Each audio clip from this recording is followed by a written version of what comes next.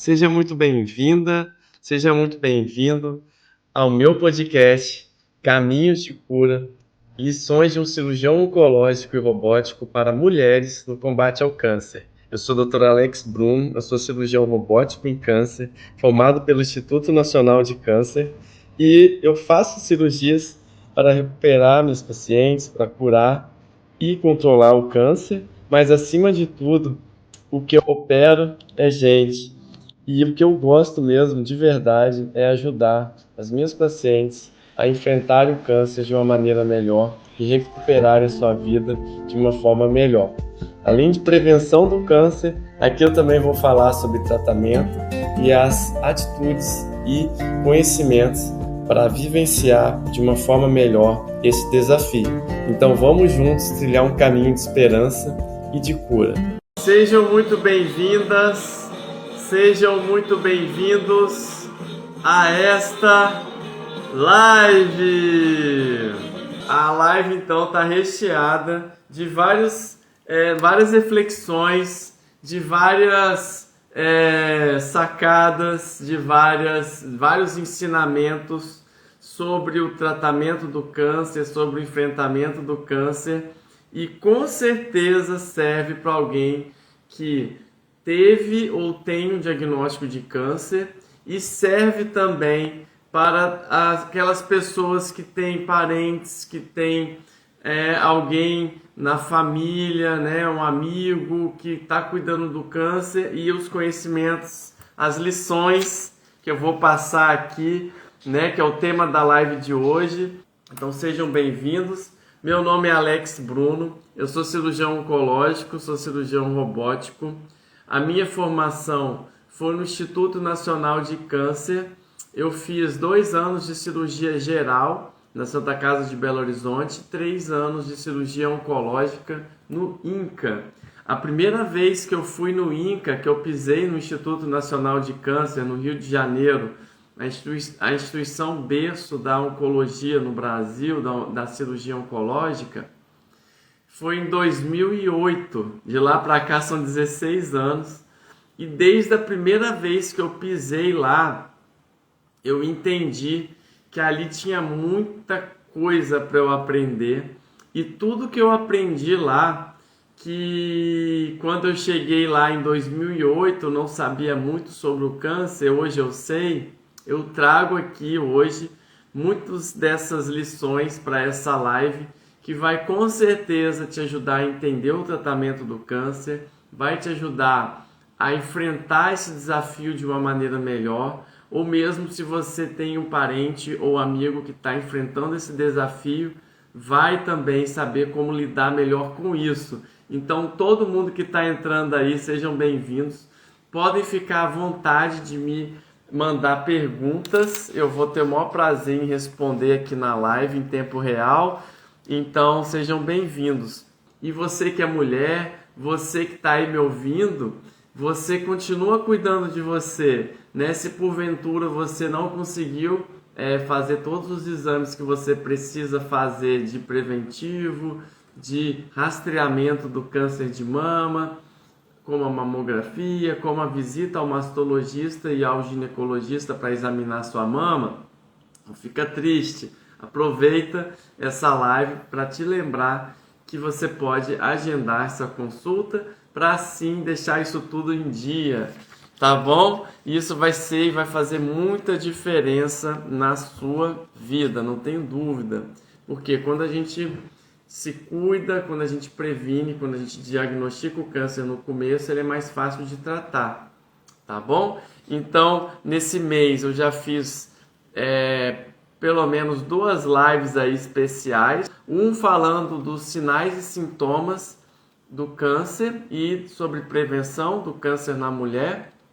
Outra live que eu fiz foi sobre o tratamento do câncer na mulher, que foi na semana retrasada. Na semana passada eu fui para Barretos, um hospital enorme, um complexo hospitalar enorme, em que lá na instituição chamada IRCAD, uma instituição internacional que tem origem em Estrasburgo, na França na década de 90, e essa instituição ela foi criada para difundir as técnicas minimamente invasivas, é o que a gente chama de cirurgia de vídeo e a cirurgia robótica, hoje cada vez mais utilizada. Então estava num curso, por isso não teve live na quinta passada, era um curso de cirurgia do aparelho digestivo e cirurgia robótica, né? Câncer de esôfago, de estômago, de pâncreas, de fígado, de intestino, de cólon, de reto, que são todos os tipos de câncer do aparelho digestivo que eu faço cirurgias desse tipo de tratamento, desse tipo de tumor.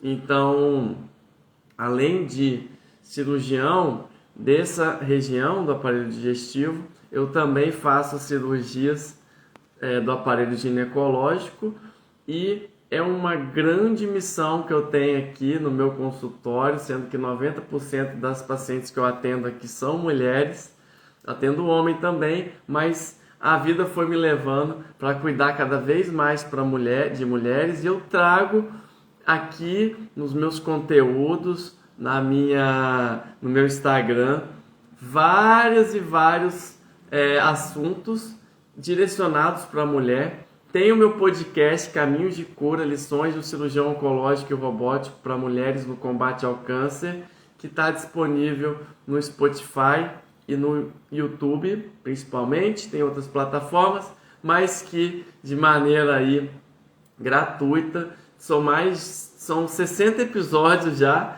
que estão lá, que eu já botei lá, que são episódios que são assim uma riqueza extraordinária no ponto de vista dos assuntos que tem lá. Se você não conhece ainda, vale a pena conhecer, porque tem muita coisa legal lá. Com certeza você vai achar um assunto que vai te interessar, e se você ouvir o episódio vai te fazer bem.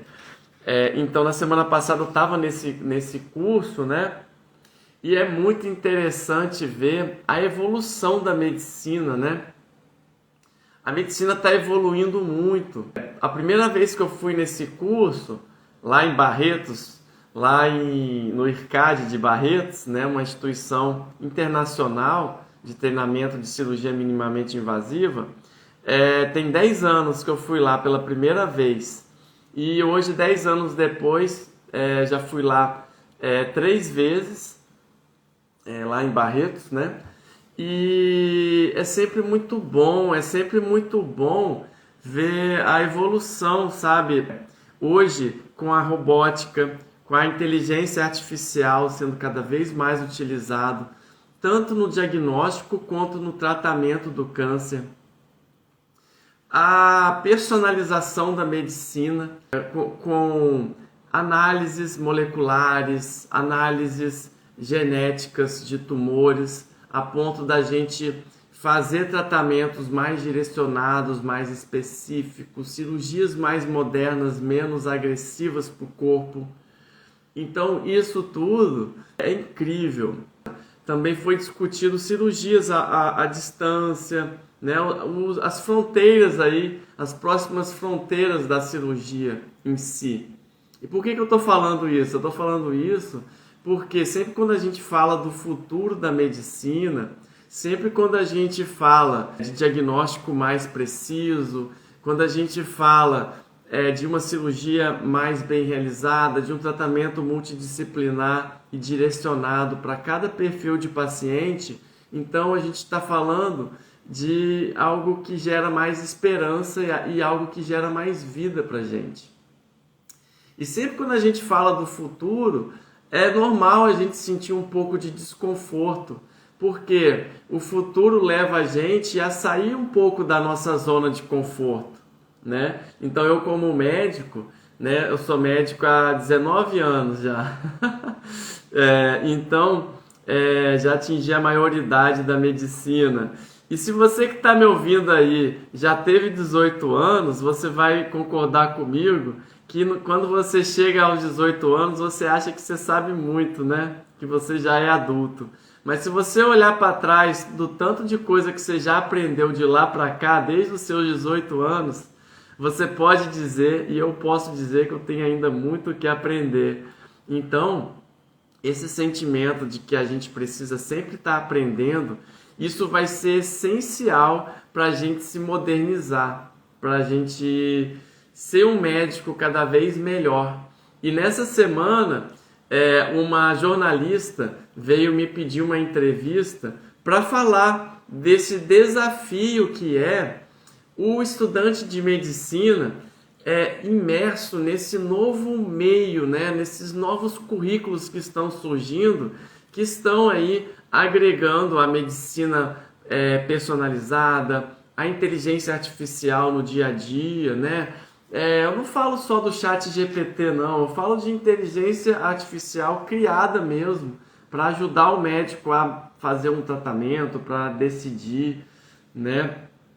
E uma coisa que eu falei, né, e que eu acho que não vai mudar é que a gente vai continuar ouvindo aquele bom professor, bem velhinho, com seus cabelos brancos e sua careca talvez, ouvindo as suas lições de sabedoria, de amor à medicina, de amor a seus pacientes, de forma a dar para eles continuar dando, mesmo com a robotização, mesmo com a inteligência artificial, continuar dando carinho para os pacientes, continuar dando força, continuar dando humanização e utilizar sim as novas tecnologias para ganhar tempo, para sobrar mais tempo de qualidade para você conversar com o seu paciente, para você ouvir ele, o que ele fala e o que o coração dele fala. Então eu acredito muito nisso, que isso não vai acabar e que o bom professor de medicina sempre vai ter ali e merecer uma atenção dos seus alunos. Então eu acredito muito que os novos estudantes, né? Eu já trabalhei muito como professor, não só de residência médica, mas também de medicina, e de vez em quando eu dou uma aula para acadêmicos. Eles sempre vão ter o desafio de unir conhecimento médico com a inteligência humana e sabedoria e inteligência artificial. Então, essas quatro coisas sempre vão andar juntas, elas sempre vão ser bem-vindas para a gente estar gerando cada vez melhores resultados para os pacientes com câncer. Então essa é uma fala inicial que eu trouxe, né, de esperança mesmo, né, como uma primeira lição de um cirurgião oncológico e robótico, e dizer que cada vez mais a gente está conseguindo curar o câncer, cada vez mais a gente está conseguindo controlar essa doença, que às vezes pode sim se mostrar uma doença fatal, uma doença perigosa, do ponto de vista que pode sim levar à morte, né? Não é à toa que é a segunda maior causa de morte por doença no Brasil. Mas o fato é que dentro desses anos todos, desde a primeira vez que eu pisei lá no Instituto Nacional de Câncer em 2008, que eu fui fazer lá uma visita e percebi ali que existia ali profissionais dedicados a tratar o câncer, protocolos bem estabelecidos para tratar o câncer, pessoas ali totalmente voltadas para isso, pacientes sendo bem tratados, a forma do médico comunicar com o paciente sobre a doença, sobre o tratamento, sobre o acompanhamento. Tudo isso é algo que é passado de geração em geração, né? Então, como que isso vai continuar sendo importante? E a gente sim, devido à modernização da medicina, nós sim vamos conseguir cada vez mais bons resultados, trazendo mais cura, mais controle, mais alívio para o coração e para a própria doença daqueles que nos procurarem para tratar o câncer. Eu falo como profissional de saúde, como alguém que lida com isso há muitos anos, há cerca de 16 anos eu lido especificamente com câncer. Vamos parar para uma pergunta. Boa noite, doutor. Doutor, uma dúvida. Tenho parentes por parte do meu pai que já foram a óbito devido a câncer. Qual o exame de sangue para detectar alteração que é sugestivo de problema da probabilidade de ser câncer? Então, a pergunta aqui eu já entendi. Você quer saber se existe, no seu caso, que teve parentes por parte do seu pai que tiveram câncer, que morreram de câncer, se você tem alguma predisposição hereditária ao câncer. É isso? A grande coisa é que não necessariamente você tem um gene para um câncer, tá? A grande chance é que, se a gente for olhar estatisticamente, a maior chance é que você não tenha uma predisposição hereditária ao câncer, tá? Por quê, doutor Alex? Porque 90% dos casos de câncer não são hereditários, eles são gerados devido a um acúmulo de fatores de risco somado à idade, somado à alimentação, fatores como sedentarismo, fumo, alcoolismo, obesidade, sedentarismo, já falei, má alimentação, falta de fibras, falta de ingestão de água, um sono ruim, né? Então veja, má gestão do estresse. Então tudo isso que somado durante os anos está gerando casos de câncer, gera o câncer de uma forma muito mais poderosa do que os 10% dos casos que o câncer ele pode ser de uma origem hereditária, né? De um gene que predispõe ao aparecimento do câncer. Existe sim, mas são só 10% no geral.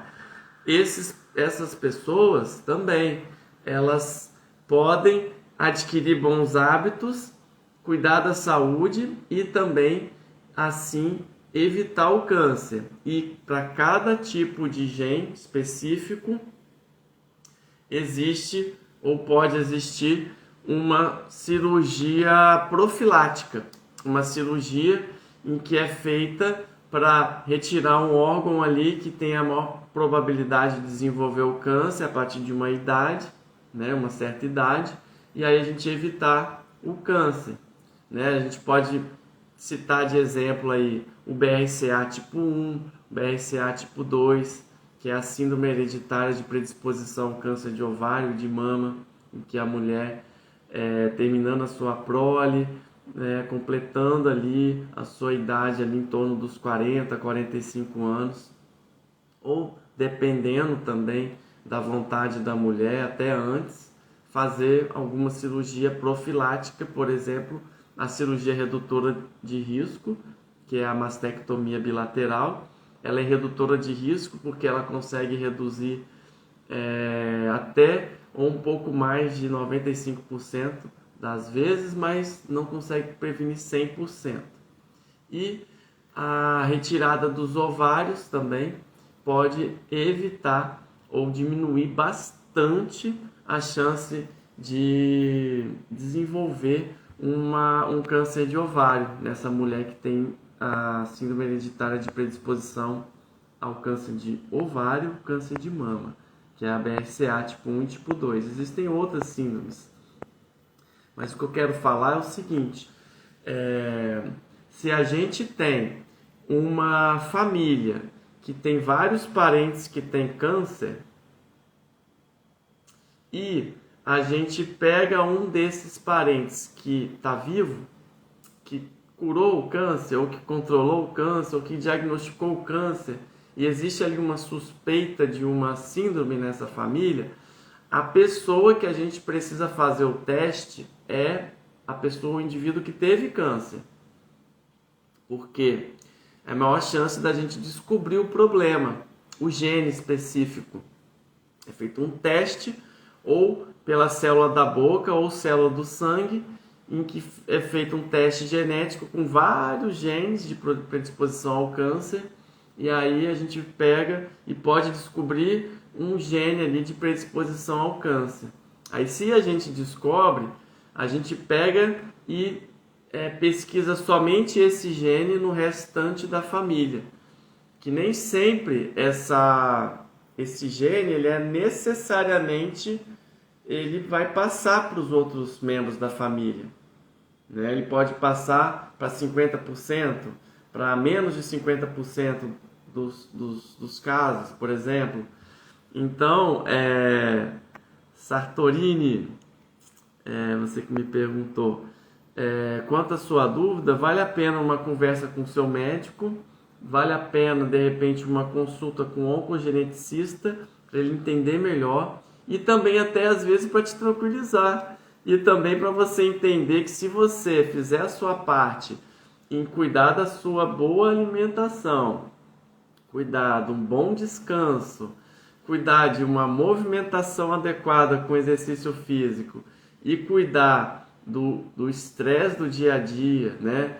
De você realmente gerir as suas emoções com eficiência, esses 4 pilares que eu acabei de falar vão ser poderosos para você evitar o câncer. E eu falei isso no episódio número 60 que eu acabei de botar no meu podcast, em que eu falei sobre a relação entre o relógio biológico, obesidade, câncer e cirurgia robótica. Esse episódio está fantástico e ele fala muito sobre respeitar o relógio biológico, não só para emagrecer, mas também para ter mais energia, para ter uma vida melhor e também evitar o câncer. Porque se a gente respeita o nosso corpo, dá alimentos bons para ele, estimula ele de uma forma correta, com exercício físico e faz todo um preparo aí do ponto de vista da gente não se estressar tanto, ter uma vida mais leve, com certeza a gente vai evitar o câncer e a gente vai gerar menos estresse crônico no corpo, menos inflamação. E isso é comprovadamente, cientificamente falando, evita o câncer, tá bom?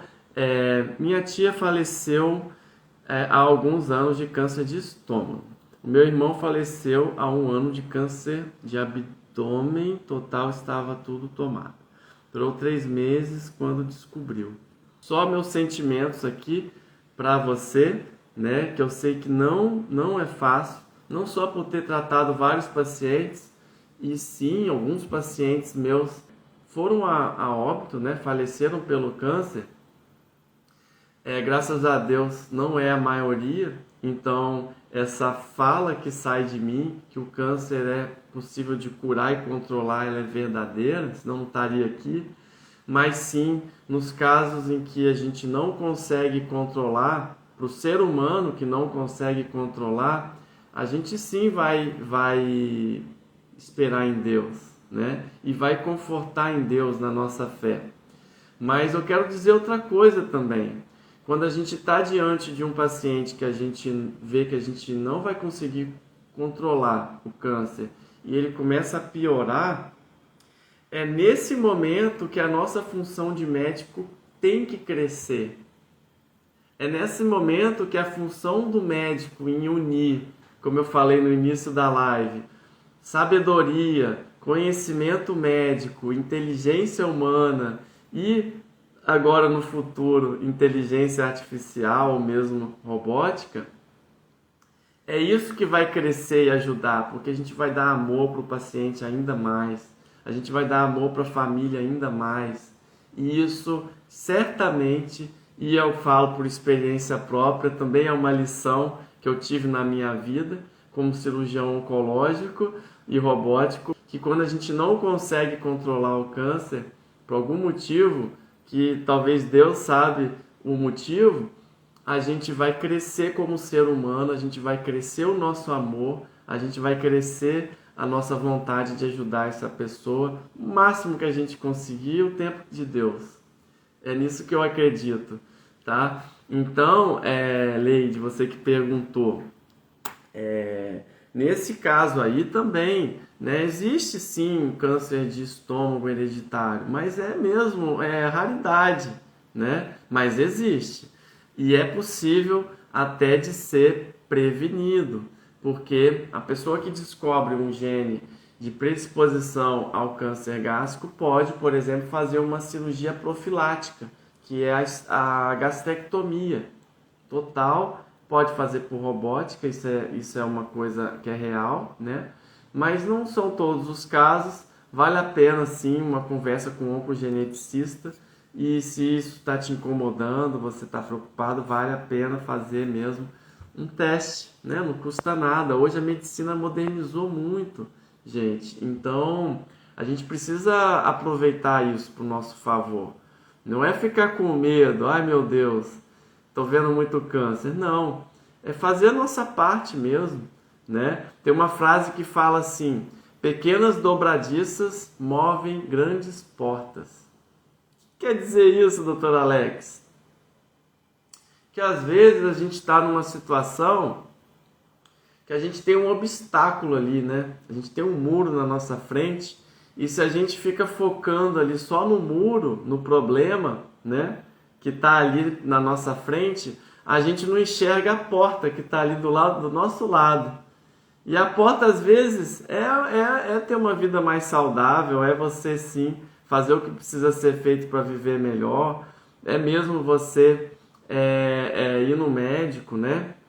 E isso vai depender, muitas vezes, de pequenas dobradiças para você abrir essa porta. Ou seja, eu me refiro a pequenos detalhes do seu dia a dia que você pode cuidar para ter uma rotina melhor, para dormir mais, para se alimentar bem, para evitar o álcool, para ir no seu médico, para marcar e ir no seu médico, para fazer o que precisa ser feito realmente para você ter um nível de saúde maior. E quando a gente adquire esse nível de saúde maior, a gente não só evita o câncer, mas evita outras doenças.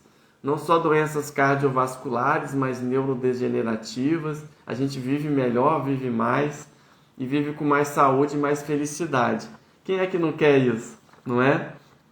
Então, separei aqui o seguinte, gente.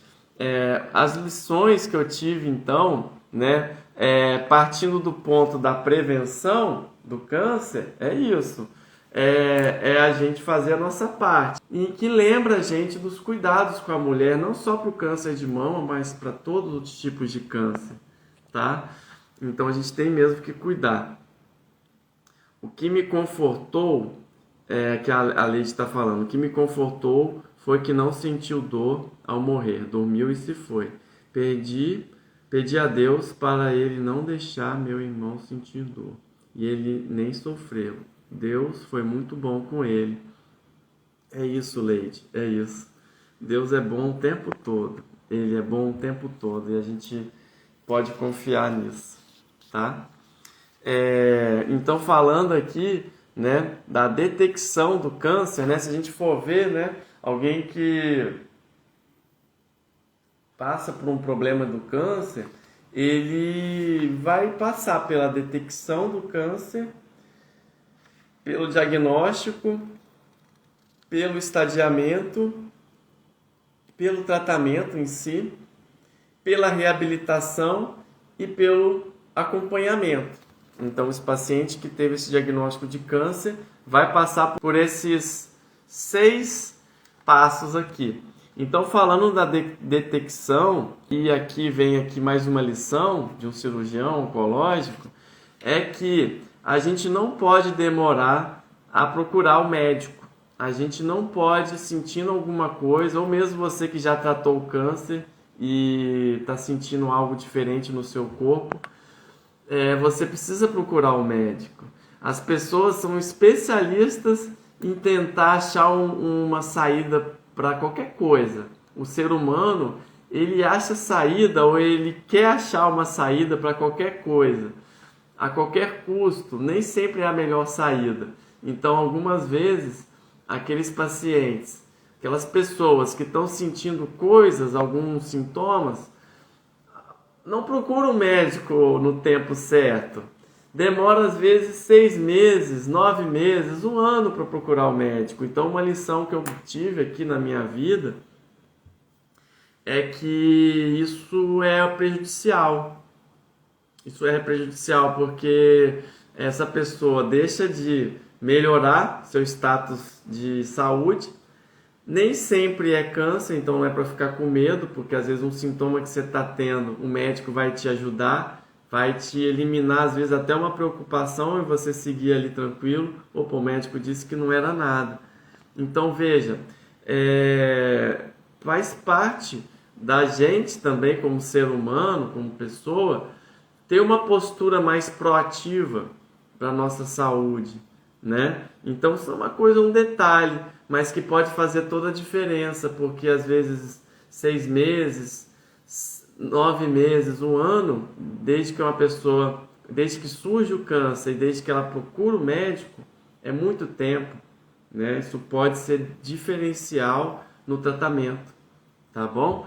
E falando sobre o diagnóstico, quando a gente realmente detecta o câncer, né, através de um exame físico, de um exame de imagem, depois a gente faz uma biópsia, aí sim a gente tem um nome e sobrenome de um problema, de um câncer, e esse é um grande momento aqui também, que a nossa missão de médico cresce. A minha missão de médico aqui, quando recebo alguém que acabou de receber um diagnóstico de câncer, é mesmo estar aqui de olhos e ouvidos bem atentos para o que aquela pessoa vai falar, para o que o seu coração vai falar, o seu sentimento, aos medos dessa pessoa, ao que eu preciso ajudar, não só no ponto de vista médico, mas do ponto de vista emocional, do ponto de vista social. Como é que aquela pessoa vai lidar daqui para frente? Ela vai parar de trabalhar? Ela vai dar um tempo? Como é que ela vai lidar com alguém que vai conversar com ela?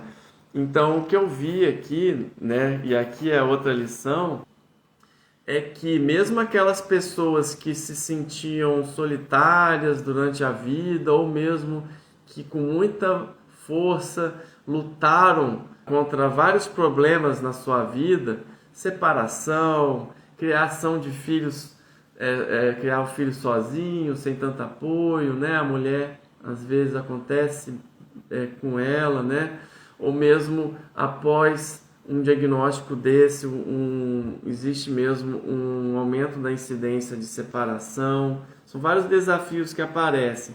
Mas eu quero dizer que no momento do diagnóstico do câncer, essa mulher, ela tem uma percepção que é mágica para ela. Ela começa a perceber o amor das pessoas que a cercam ali, que talvez ela não estava enxergando.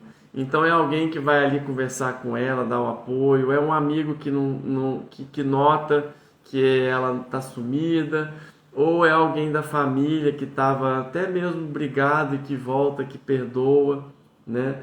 Então são demonstrações de amor, de carinho, que aquece o coração, né? E que traz pra gente aí esse sentimento de que tá certo que o tratamento pode ser desafiador, tá certo que o próprio diagnóstico de câncer não é bom. Mas o que a gente vai levar disso daqui para frente, né? Então aqui vai outra lição, é que a gente pode escolher. A gente pode escolher o que vai ser daqui para frente. Esse momento agora que eu estou falando, ele é o início do restante da nossa vida. Parece um pouco assim, não sei, óbvio, mas o momento agora é um início, é só o início de uma jornada que ainda virá. Então, isso serve para a gente a gente refletir que a gente precisa dar atenção, curtir aqui o que a gente tem na nossa disposição, mesmo com diagnóstico de câncer, entende? Então, eu acho que essa lição, né, e isso eu falo, não é da boca para fora, Eu não estou inventando isso, eu vi isso. Eu vi isso, né? De várias pacientes minhas me falarem que após o tratamento do câncer, elas descobriram que elas são muito mais fortes do que elas imaginavam. Elas descobriram que elas podem muito mais do que imaginavam. Elas descobriram que elas podem também ser menos rígidas com elas mesmas, achar menos problemas nas coisas que às vezes não tinha, a se priorizar, a dizer não, a reconciliar, a amar sem culpa, a cuidar delas sem culpa. Então está aqui um grande convite para a gente enxergar de uma outra forma. E se eu falo para mim que o tratamento vai ser difícil, difícil vai ser. Se eu falo para mim que o tratamento é desafiador, mas que eu vou vencer, esse sentimento vai te gerar sim um sentimento que pode fazer diferença na sua vitória, sim. Porque o que a gente escolhe pensar sobre qualquer coisa é o que se torna verdade para nós. Então, o câncer, o diagnóstico de câncer, pode significar muita coisa. E para umas pessoas vai ser uma coisa horrível, para outras pessoas vai ser horrível também, e para outras, apesar de ser ruim, elas vão tirar algum proveito daquilo. Elas vão, de alguma forma, tirar algum proveito daquilo. Às vezes, por exemplo, no momento do diagnóstico, isso às vezes não é claro para a pessoa, mas está aqui a função do médico para conduzir o seu paciente, para dar mais encorajamento, para dar mais esperança, para dar mais força, para ele pegar essa força que ele tem de vários desafios da vida que ele já venceu e seguir com fé, com força, com esperança, tá? Eu vou parar aqui para ver mais alguma coisa que alguém falou. Vamos lá, entrou muita gente legal aqui. Eu costumo dizer que é tentar recuperar o tempo perdido. Pois é isso, a gente sempre pode viver melhor. A gente sempre pode escolher olhar para o que é o lado bom das nossas coisas. A gente sempre pode lembrar disso. E às vezes um diagnóstico tão ruim quanto o câncer, que faz a gente lembrar da morte, acaba gerando o contrário, gerando uma vontade de prestar mais atenção na vida, né? Porque tá certo, a gente vai morrer um dia, né? A gente sabe disso, mas se a gente está vivo é porque ainda tem coisa para viver. Se a gente está vivo é porque Deus está permitindo. Então vamos viver, vamos aproveitar e vamos sim ter os nossos médicos especialistas fazendo o tratamento correto do câncer para a gente sim ter os melhores resultados, ter o alívio que a gente quer, tá? Então depois do diagnóstico a gente vai fazer o estadiamento e vai descobrir se o câncer, como é que ele está no corpo, né? Então o estadiamento ele serve para isso. Serve também, então, para a gente dar uma boa notícia, né? Olha, não tem nada aqui que mostre câncer em outros lugares. Ou, mesmo se a gente encontra um câncer já espalhado, como eu falei no início da live, hoje o tratamento do câncer está muito moderno. Então, a gente consegue, mesmo num paciente difícil de curar, mas que para Deus nada é impossível, e que a gente também está vendo novos tratamentos, por exemplo, a imunoterapia, terapias de precisão, terapias alvo-moleculares, terapias aí alvo, em que a gente está conseguindo aí gerar resultados inimagináveis no tratamento de vários tipos de câncer, considerados até incuráveis ou impossíveis de serem controlados. Então, uma outra lição que eu trago aqui para você é que não necessariamente um paciente que tem o câncer espalhado ele vai morrer de câncer. Não necessariamente ele tem poucos dias de vida ou não tem mais jeito.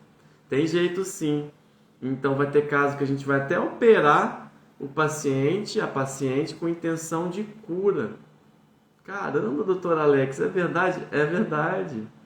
Então, é uma grande lição que a gente também tem que passar para o paciente, porque ele não é especialista, ele não sabe. Então, eu tenho aqui vários pacientes, né? Então, eu como médico posso dizer que eu sou uma pessoa privilegiada, porque eu já vi com esses olhos aqui muitos sinais da presença de Deus. Não só na minha vida, mas na vida dos meus pacientes. Então, eu conto aqui uma história de uma paciente que chegou aqui para mim há 2 anos.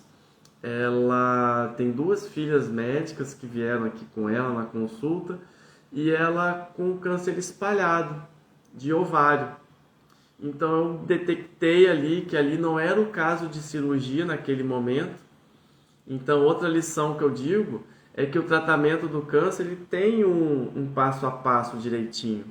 Ele segue padrões, ele segue guidelines, fluxogramas internacionais e que para cada estadiamento a gente vai ter um tratamento específico. Isso ajuda a gente a padronizar e ter melhores resultados. Então, nessa paciente com câncer espalhado no abdômen inteiro, um câncer de ovário espalhado com vários e vários tumores, quando fiz os exames, vi todos os exames dela, mandei ela para quimioterapia. Então ela fez uma quimioterapia, as lesões diminuíram e eu levei ela para uma cirurgia em que eu tirei mais de 1000 tumores da barriga dela, uma cirurgia de 14 horas. E nessa cirurgia foi interessante que o pastor, né, até fiz uma live com ele, tem uma live interessantíssima que eu falo sobre espiritualidade e câncer, com o pastor Fernando Freitas, e eu nem conhecia ele na época. Tinha uma igreja inteirinha rezando, orando, no meio da minha operação. E como que isso me fortificou para ali fazer o meu melhor, sabendo que tinha tanta gente orando. Como que isso foi importante. Então, foi feita a cirurgia, ela recuperou bem, graças a Deus, teve alta. Depois fez mais quimioterapia e hoje faz um tratamento de manutenção, uma terapia oral, que ela tem chance aí de literalmente ficar curada do câncer ou dele deixar ela em paz por muitos e muitos anos, coisa que a gente não via para câncer de ovário há décadas atrás. Então veja como o tratamento do câncer passa sim por profissionais, ele tem um tempo correto. Então outra lição que eu digo é que existe uma sequência, mas existe o tempo correto também. Se a gente, vou fazer a cirurgia, ano que vem eu faço a quimio. Não, tem uma sequência. E eu também não posso começar a quimioterapia se for indicado, nem todos os casos de câncer precisam de quimioterapia, nem todos os casos de câncer precisam de radioterapia, até mesmo nem todos os casos de câncer precisam de cirurgia. Então veja, o tratamento correto ele pode variar, mas se ele tem feito numa sequência, né, nem antes e nem depois, isso vai ser muito importante, né? Então outra lição que eu aprendi no Instituto Nacional de Câncer é que sim, vai ter caso que a gente vai pegar uma paciente e vai falar, olha, sua cirurgia é de urgência para esse câncer. Eu vou te internar, eu vou te operar hoje ou amanhã, não sei. Mas isso não é a maioria, isso é a extrema minoria dos casos. São casos mais agudos que existe um risco de vida até. A maior parte das vezes, quando a gente programa uma cirurgia para câncer, ela é eletiva, ela é marcada. Porque a gente tem que dar o tempo de fazer o estadiamento direitinho, mapear o câncer direitinho para poder dar o tratamento correto. Então, se a gente desespera e fala, vou operar amanhã, descobri o câncer hoje, vou operar amanhã, não vai dar certo. Não, a grande chance é que pode não dar certo, né? Não é que não vai dar certo. Por quê, doutor Alex? Porque a gente não viu direitinho como que estava o câncer no corpo. A gente não fez o estadiamento, foi logo para a cirurgia, por exemplo. A gente não faz isso, né, no tratamento correto do câncer. Então, uma grande lição que eu tive é essa. Tá ali o câncer, ele também não vai sair dali de uma hora para outra, e a gente vai sim, né, proativamente, sem demorar, sem enrolar, fazer o tratamento, né? E esse tratamento ele vai sendo realmente desenrolado ali, né? Ele tem início, meio e fim, né? Alguns casos, quando é caso de controle, pode perdurar mais um tempo, com alguns intervalos, mas sempre respeitando o bem-estar do paciente, a sua vivência, né? Como é que ele está lidando com aquele tratamento, né? E hoje eu criei um programa de acompanhamento especial para o câncer, não só durante o tratamento, mas depois de acompanhamento. E esse programa não só tem consultas médicas aqui comigo, presenciais ou online, em que eu vou ali atuar como médico e vou ali também atuar como alguém que está dando força para esse paciente, alguém que ele pode contar de verdade.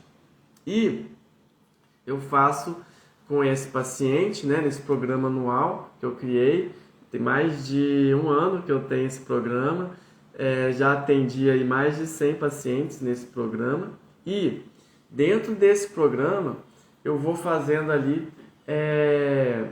encontros individuais e online comigo, de uma hora em que eu vou trabalhando nessas pessoas o dia a dia, o seu autoconhecimento.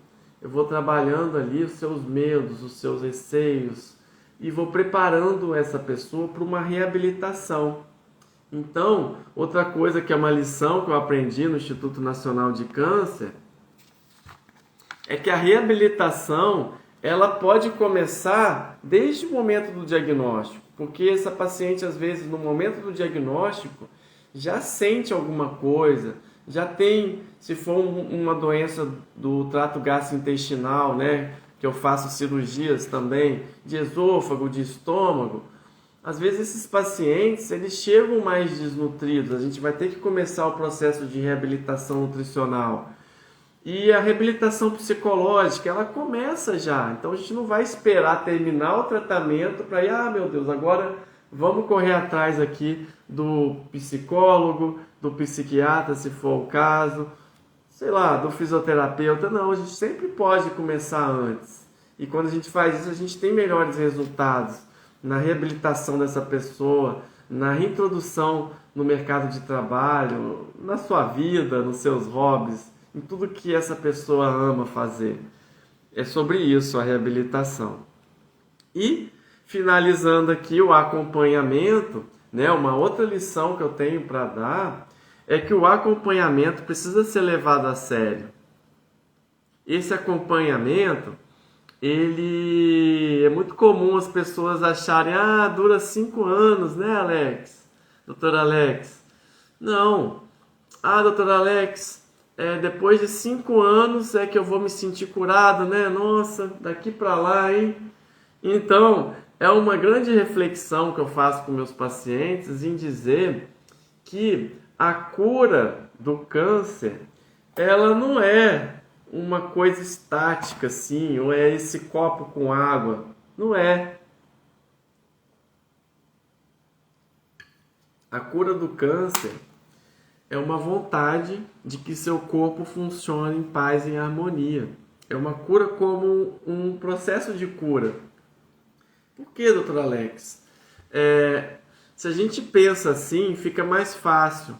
Porque no momento que a gente faz o tratamento, né, vamos supor que é um paciente aí que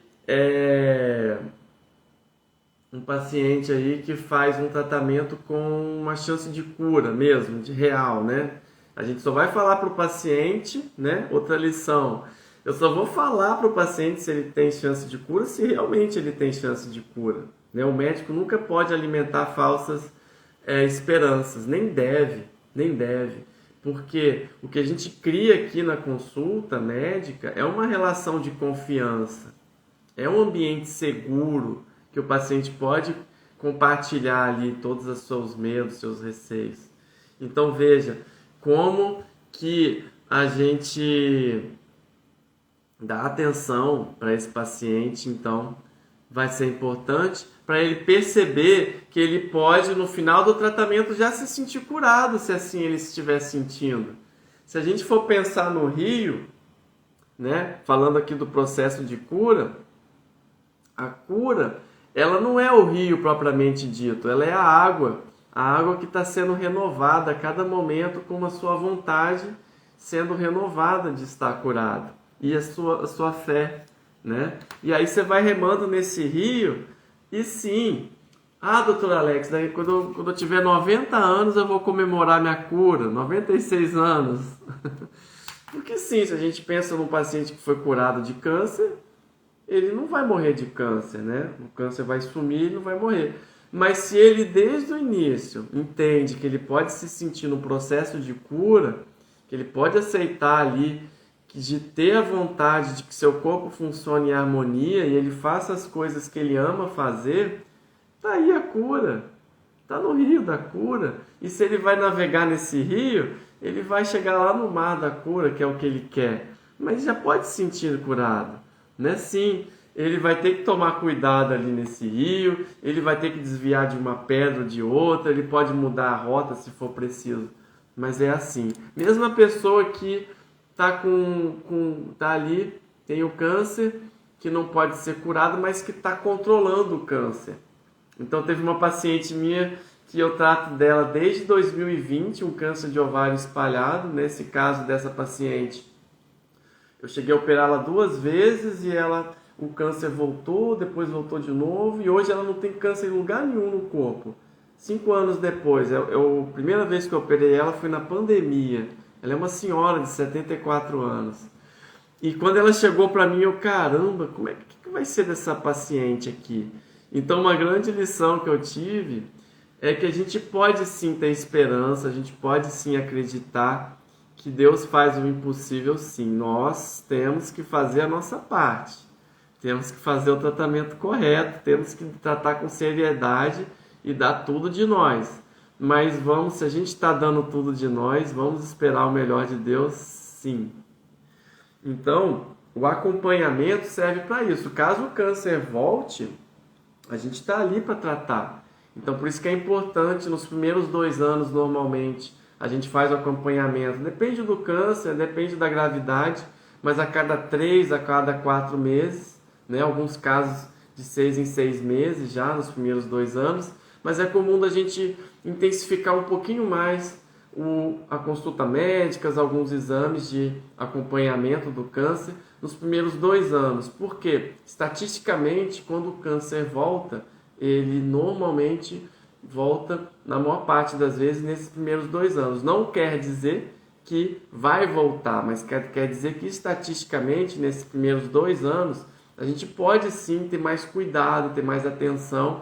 E ali para frente, dos 2 aos 5 anos, é que ocorre até 95% das recidivas. Quando ocorre, não quer dizer que 95% vai recidivar, vai voltar, não. Mas quer dizer que, sim, um período de 5 anos, ele é verdade mesmo. A gente precisa ter atenção. Se tiver algo ali, a gente vai cuidar. E se a gente cuida antes de uma recidiva, né, quando o câncer volta, a gente aumenta a chance até de cura ou de controle, né? Então, por isso que o acompanhamento, ele é fundamental.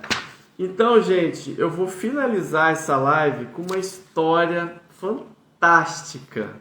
Uma história fantástica de um paciente meu que eu lembro dele com muito carinho e amor.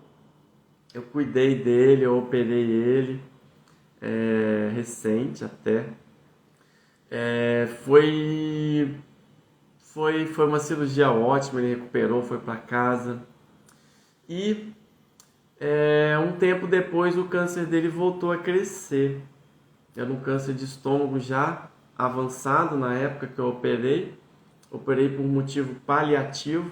Às vezes a gente opera para retirar um órgão doente, uma parte do órgão, para que ele não tenha sofrimento, para que não haja uma piora. E esse paciente, né, querido, né, caminhou aqui comigo, fizemos várias consultas. Eu lembro dele com muito carinho, da sua família. E esse paciente, ele se foi, né? Acredito que ele esteja conosco e junto de Deus, na minha fé. E a gente ajudou, eu ajudei muito ele, eu dei muito apoio, muita força para ele. Posso dizer que eu fiz diferença muito grande na vida dele, nessa última parte da vida dele. E aí, a sua filha, né, revirando ali suas coisas, né, achou um texto que ele anotou à mão, que ficou ali guardado, e esse texto, ela achou esse texto, leu e lembrou de mim.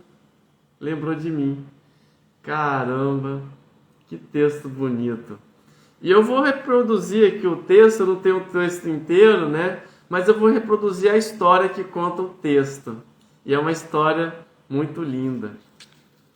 Diz a história: há muitos séculos e séculos atrás, um rei mandou seu filho estudar medicina no templo do grande mestre Pan. Chegando lá com o mestre Pan, talvez com seus livros, talvez com a sua mochila, e o mestre Pan falou para ele: vá para a floresta,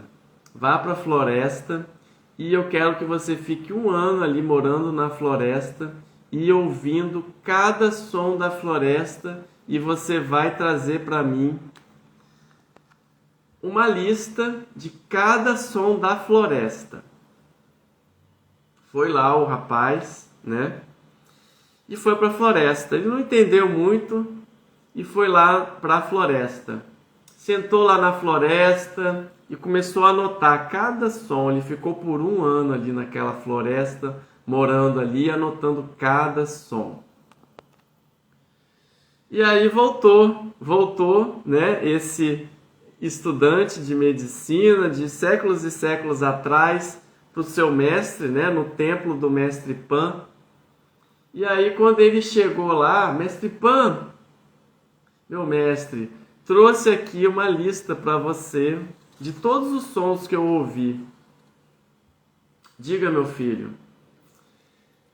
Eu ouvi o barulho da chuva, eu ouvi o canto dos pássaros, eu ouvi as folhas batendo umas nas outras, eu ouvi o barulho dos insetos, eu ouvi meus passos no chão, eu ouvi alguns animais, e deu ali uma série de ruídos para o mestre Pan, que balançou a cabeça e falou: não, volta para a floresta, eu quero que você ouça com mais atenção.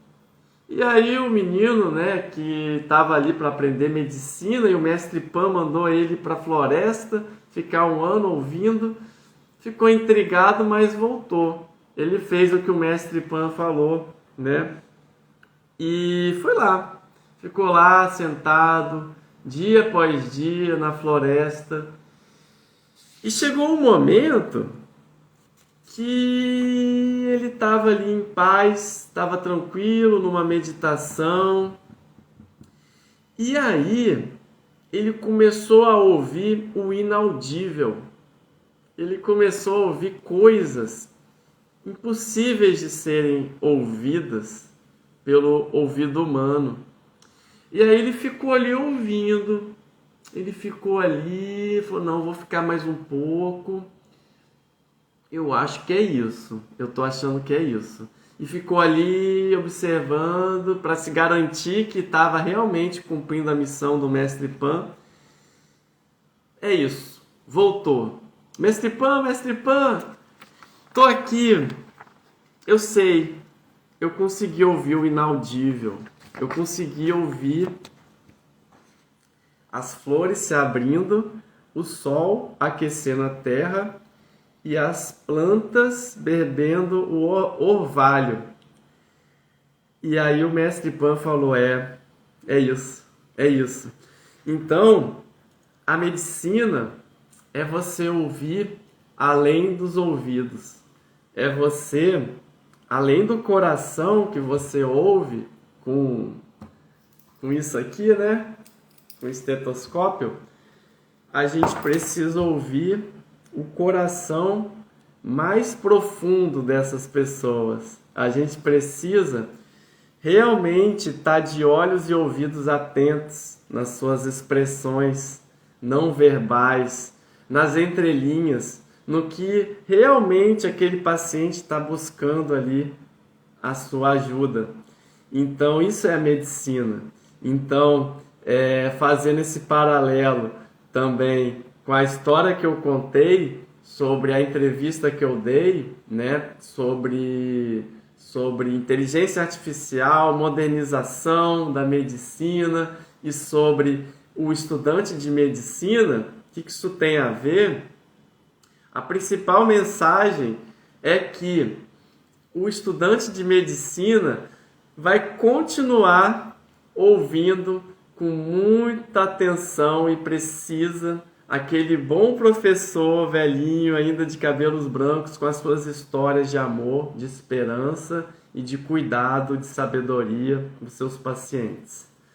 Então, dentro dessa história linda, eu encerro aqui a live. Eu queria agradecer todo mundo que está aí, agradecer aí a Nanda, né, que mandou essa mensagem linda para mim.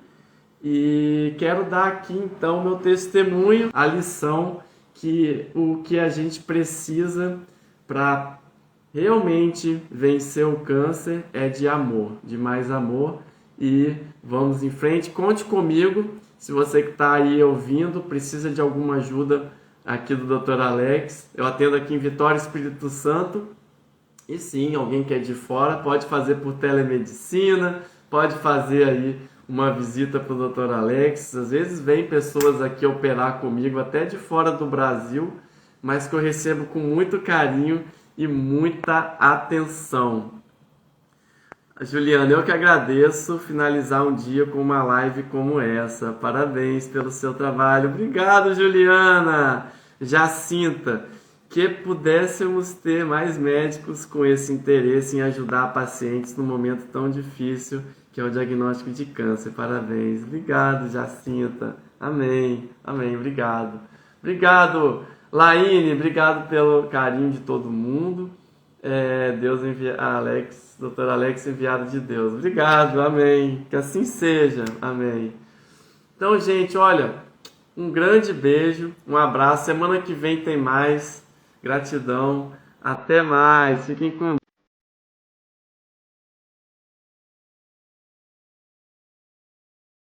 E agora eu quero te agradecer por ouvir o meu episódio e eu quero te fazer 3 pedidos. O primeiro é deixar seu comentário aqui embaixo dizendo como esse episódio te ajudou ou outros episódios estão te ajudando. E segundo pedido, encaminhar para alguém que pode estar precisando ouvir esse episódio. E o terceiro pedido é me seguir no Instagram e no YouTube. E até mais, até o próximo episódio.